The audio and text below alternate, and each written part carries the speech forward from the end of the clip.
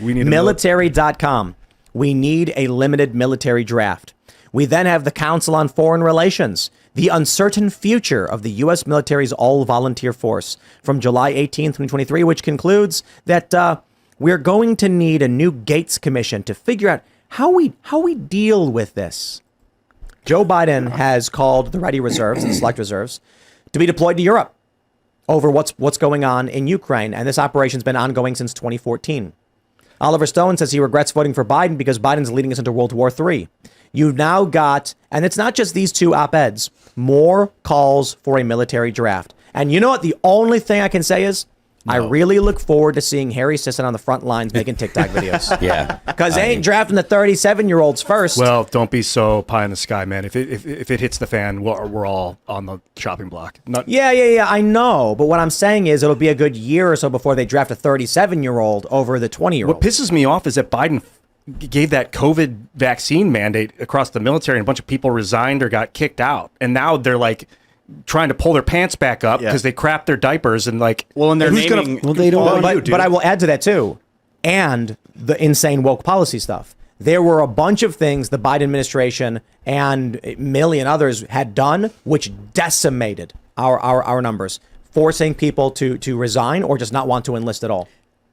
oh, what were you gonna say, Tim?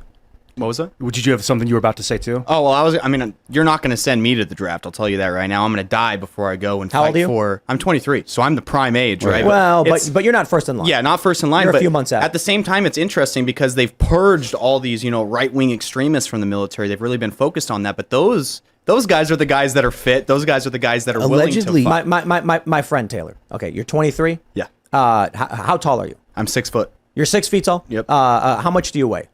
178. 178. And you work out. A lot. You lift. Yes. Yeah. Do you think they're going to choose one of these soy boys, little 5'5", weak noodle armed Antifa guys, or do you think they're going to be like, I'm the prime candidate, but that's what I'm saying. I mean, you're not going to get me. You're not going to get me. Regardless of what you do, I will die defending my right not to go to war for the military-industrial complex, especially in Ukraine. I'll tell you that. In 10 years, it's going to be. It won't much matter like the physical fitness of the person because they're going to be piloting drones and wearing super soldier exoskeletons and stuff. Have you seen? No, the no, exoskeletons? you're not going to wear. They're not going to wear. Why would you send a person in?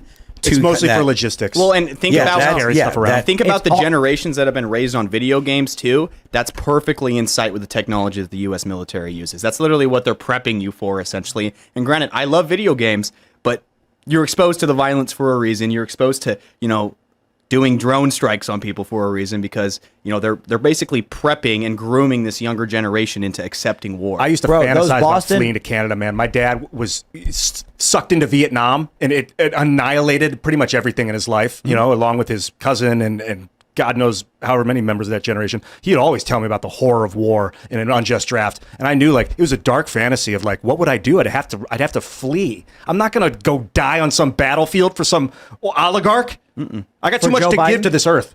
You're gonna for Joe Biden? No. I'll defend this country. I'm here.